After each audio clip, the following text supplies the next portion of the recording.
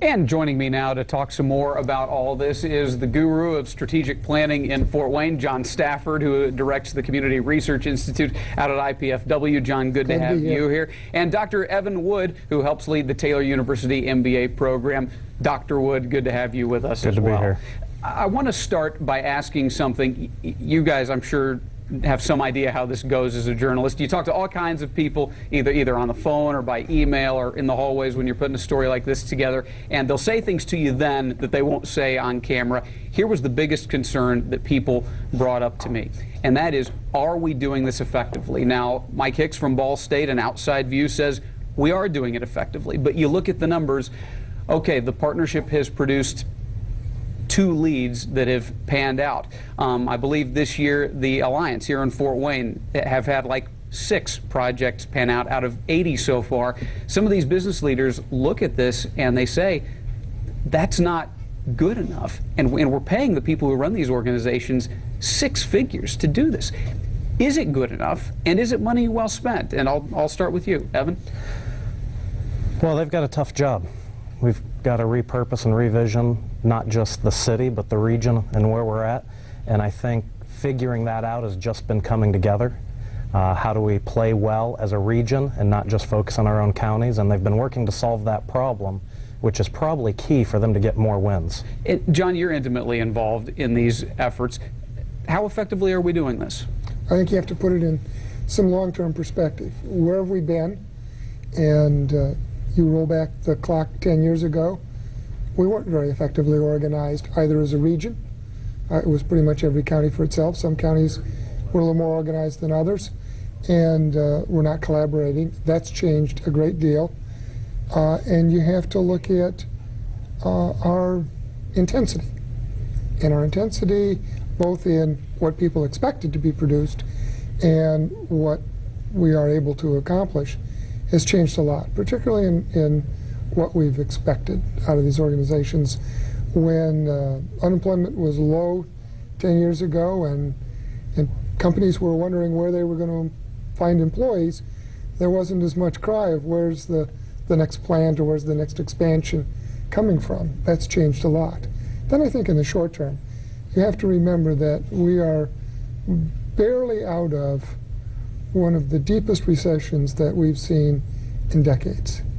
And the number of opportunities for business expansion, for a new business startup here has certainly been diminished in that time period. So do these business leaders who have these concerns, you would say our progress is adequate right now? The partnership's doing an adequate job? The local economic groups are doing an adequate job? For where those organizations are in their evolution and where we are as a national economy, yes, I would.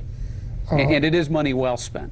I believe it is. I think at the foundation of this is, do you believe that as a community or a group of communities, you have the ability to make a difference in what happens economically in your region?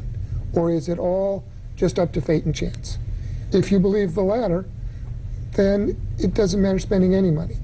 If you believe the former, that you can make a difference, then you better be in it to do well. You better be competitive. Don't go in with one toe in the water.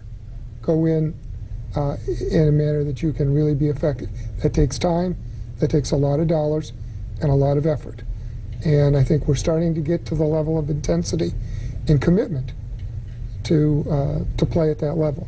But we've got to sustain it. Evan, you said that sustaining it is the key here. So in other words, these organizations, even if we don't see the results we would like now, they should have a reasonably long leash. The people who are guiding them and providing the money, and some of it is taxpayer money. Dr. Wood?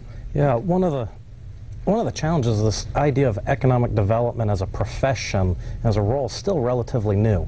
And coming out of this recession, every community like ours in the Midwest, and we're not unique in this, is throwing a lot of dollars, a lot of time, and a lot of money at a very few companies actually looking to grow and expand. And so the competition's probably as heavy as ever.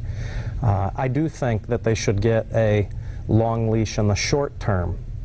How long that is, I don't know. I would think that in less than 5 years we ought to see greater results on a more regular basis. picking a number out of the air? John, you comment. Yeah. One of our problems, I think, that over the last 20, 25 years that I've been involved in this is we've sometimes had the belief that we could turn the spigot on and turn it off as needed. It does not work that way. You cannot reduce your presence nationally with site selection specialists, companies considering making investments for 10 years and then turn it on in a year or two and expect everybody to say, yeah. And we've just recently turned it on. Yeah, and right. we turned it on in the early 80s, then we got fairly complacent. Now we've turned it back on. Successful communities determine what level they want to operate at, and then they stay there. And there's something I wanted. year. There's something I wanted to get to. You say that a key for our area is that we have to be okay with some degree of economic churn if we're going Absolutely. to have success in the future. I want you to unpack. We have about 3 minutes left. Don't take all that time, but unpack that term and explain what it means embracing for Northeast Indiana. The economy is a very dynamic thing. There are always companies starting up, companies going out of business, new startups that fail, new startups that grow very rapidly. Vibrant economies have a lot of activity going on. That's both upside and downside. That's churn. You know, and we have to be okay with we have to be okay with losing on some of these efforts. Evan can talk a little bit more about entrepreneurs than I, but entrepreneurs sometimes fail. And then the second time they fail, and the third time they hit it big. We have to be okay with taking some risks. Dynamic economies involve risk-taking.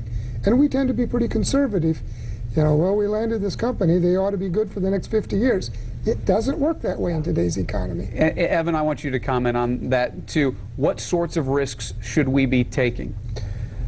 Well, we've not been good at making big bets and saying we're going to stake our hat on being really good in this industry or this sector and really throwing our resources at it. We've tried to get the sure, safe thing, and I think we've taken our money and spread it in a lot of different places instead of saying let's put it all here and see what can happen. What are the big bets? I mean, what are big bets we should be looking at? I'd like both of your thoughts on that. I think we need to pick an industry sector and say, you know what, this industry sector has a long history. Now, long's not 50 years anymore, but the next 20 years is a growth sector, and really do what we can to attract that. That means we've got to get schools together, we've got to get outside resources together that entrepreneurs can use, that existing companies can expand their base, and create that center. We don't have a large Research One institution in the area that's doing PhD work to create economic development. We need to provide that for the companies in the area. Do you agree, John? Absolutely, and a good example of that is the Talent Initiative, the $20 million that the Lilly Endowment provided to Northeast Indiana to concentrate on the talent pipeline for the defense communication and segments of advanced manufacturing.